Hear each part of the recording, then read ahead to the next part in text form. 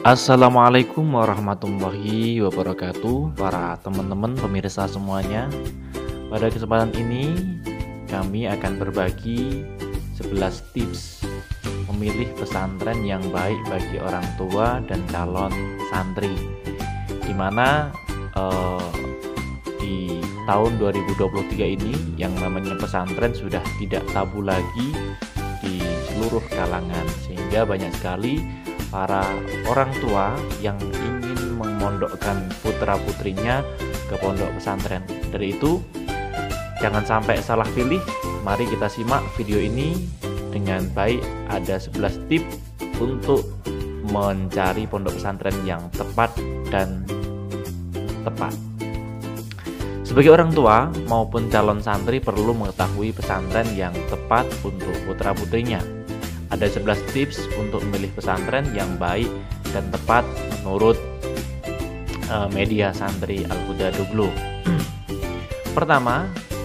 Yang pertama, teman-teman semuanya, para pemirsa, pastikan di pondok pesantren tersebut ada kiainya, karena dari kiai itulah ilmu bersumber, baik ilmu yang ada di kitab maupun ilmu yang ada dalam artian kehidupan yang diajarkan oleh kiai dalam bentuk teladan atau suri teladan yang dicerminkan dari seorang kiai yang akan disalurkan, ditiru oleh para santri atau putra-putri Bapak Ibu semuanya.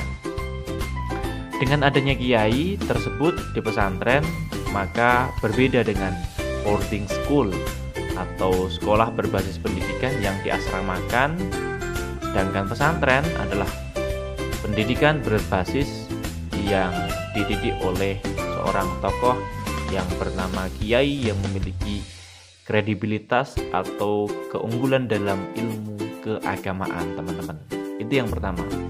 Kemudian yang kedua, pastikan kurikulum yang diajarkan pesantren tersebut berwawasan kebangsaan dan pesantren Islam Ahlus Sunnah wal Jamaah. Sebab akhir-akhir ini banyak sekali pesantren yang bermunculan yang notabene tidak berafiliasi NKRI dan juga tidak pemahaman tentang Ahlus Sunnah wal Jamaah. Dari itu, pastikan kurikulum pesantrennya adalah kurikulum pesantren yang berwawasan kebangsaan. Kemudian nomor tiga, pastikan tujuannya mau mondok ke pondok apa. Tujuan mondok ke tahfidz atau mondok ke pesantren yang salaf. Kalau tahfidz berarti pastikan cari pesantren yang memang pesantren itu punya sanad keilmuan atau sanad Al-Quran yang jelas. Contohnya kalau di Jawa Tengah seperti pesantren yang bersanadkan dari Simbah Kiai Arwani di Kudus, kemudian yang ada di Jogja yaitu Ngrapya. Kemudian selain itu kalau pondok klasik atau pondok salaf, pastikan sanad keilmuannya berlatar belakang dari pondok-pondok pesantren yang memang pro NKRI dan Ahlus Sunnah wal Jamaah. Seperti halnya kalau di Jawa Tengah ada pondok di Boyolali itu pondok pesantren Al-Huda Dublo. Kemudian di wilayah Pantura ada pondok pesantrennya Simbah Kiai Maimun Zubair dan lain sebagainya. Pastikan kurikulum pesantrennya adalah pesantren yang pastikan tujuan pondoknya pondok apa. Kemudian yang keempat, pastikan model pesantren yang diinginkan, salaf atau modern. Kalau pondok pesantren salaf berarti setiap santri yang masuk pesantren maka dia akan diajarkan, yaitu yang pokok adalah belajar Al-Quran, kemudian tambahannya yang pokok juga belajar kitab kuning. Kemudian selain itu adalah bisa bersekolah formal. Kemudian kalau pondok pesantren modern, maka notabene adalah di dalamnya akan dididik santri itu untuk belajar yang umum, kemudian ilmu agamanya tidak lebih banyak, hanya menjadi pokok pembahasan saja. Itu teman-teman semuanya. Kemudian yang kelima, menelusuri rekam jejak pesantren dan pengasuhnya. Jadi teman-teman semuanya jangan sampai Jangan sampai hanya melihat gedungnya saja yang megah, ya toh, akan tapi bagaimana tidak melihat siapa pengasuhnya, kemudian dari mana santrinya, bagaimana sistem belajarnya. Dari itu yang kelima, teman-teman Bapak Ibu harus menelusuri rekam jejak pengasuhnya dan pesantrennya. Pengasuhnya itu dulu pernah mondok apa tidak, mondoknya di mana, gurunya siapa, sekarang dia bagaimana perannya di masyarakat, apakah diem saja di pesantren atau juga berkhidmah di masyarakat. Seperti itu teman-teman semuanya. Kemudian yang keenam, masjid dan di pesantren ada masjid yang menjadi jantung atau tempat fokus kegiatan pesantren, seperti itu. Jadi teman-teman semuanya atau para Bapak Ibu semuanya bisa sebelum memasukkan mencari informasi di website atau di media sosial saat ini, para Bapak Ibu setelah melihat di media sosial, lebih baiknya kunjungi atau silaturahim ke pesantren tersebut sehingga bisa melihat di mana lokasi pesantrennya, kemudian bagaimana kawasannya, mana tempat pondok pesantren putranya, pondok pesantren putrinya, sehingga akan ada keyakinan yang lebih di situ. Syukur bisa sowan kepada pengasuhnya atau kepada pengurusnya. Kemudian yang ketujuh, identitas pesantren jelas. Jadi pastikan pesantren itu adalah jelas identitasnya, pro NKRI dan tidak bermasalah.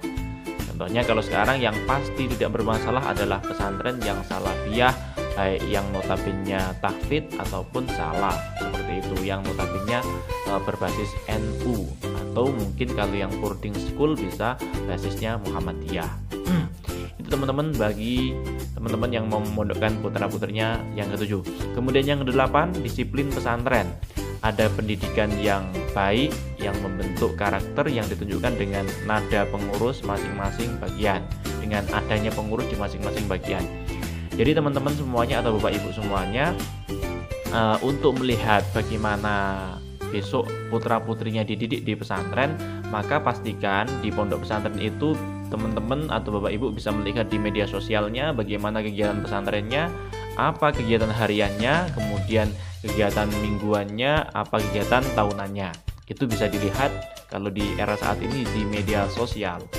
Kalau pondok pesantren itu memang aktif, ada pengurusnya, ada pengasuhnya, kemudian kegiatannya harian pokoknya juga aktif, tambahannya ekstranya juga aktif, maka sudah tentu itu tepat sekali untuk calon wali santri memondokkan putranya ke pesantren.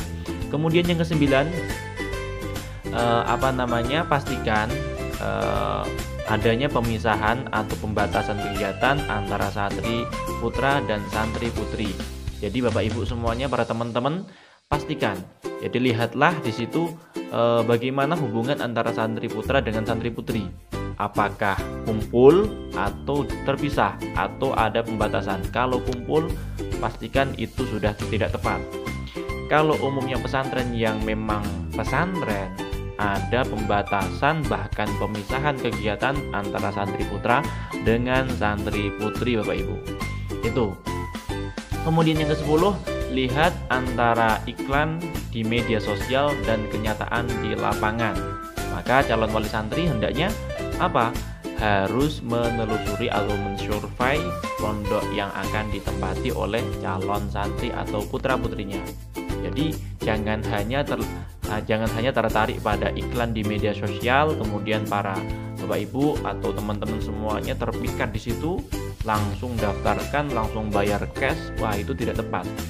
Lihat di media sosial, kemudian buktikan dengan survei ke tempat atau tanya kepada sanak saudara apakah benar pesantren itu ada, kemudian siapa pengasuhnya itu mondok kemana, kemudian bagaimana alumninya saat ini, dan seterusnya. Jadi pastikan lihat survei bagaimana pesantrennya ada. Kemudian yang terakhir, yang ke-11, Bapak Ibu bisa melihat bahwa pesantren itu tepat atau tidak. Lihat ada jadwal kegiatan harian atau tidak, kemudian ada jadwal kegiatan mingguan atau tidak, bulanan ada atau tidak, tahunan ada atau tidak. Pastikan itu. Kalau umpamanya masuk ke pesantren kok jadwalnya amburadul, maka janganlah masuk ke situ. Pastikan cari pesantren yang cetha, yang jelas kegiatannya. Itu sehingga ketika putra-putri Bapak Ibu masuk ke pesantren, mereka akan dididik dengan baik dan dengan disiplin dan tidak gabut. Jadi kalau nggak ada kegiatan itu, kebanyakan santri biasanya gabut sehingga mencari kegiatan sendiri yang tidak tepat. Mungkin itu Bapak Ibu semuanya yang bisa kami sampaikan dari media Santri Doglo saat ini. Semoga para Bapak Ibu atau teman-teman semuanya yang punya adik, yang mau memondokkan adiknya atau putra-putrinya ke pesantren diberikan ketepatan. Mungkin itu bagi teman-teman yang pengen gabung bersama Santri Doglo, bisa lihat cek link media sosial kami di bawah ini, kemudian bisa kunjungi silaturahmi ke pesantren Al Huda Doglo yang tepatnya berada di Pondok Pesantren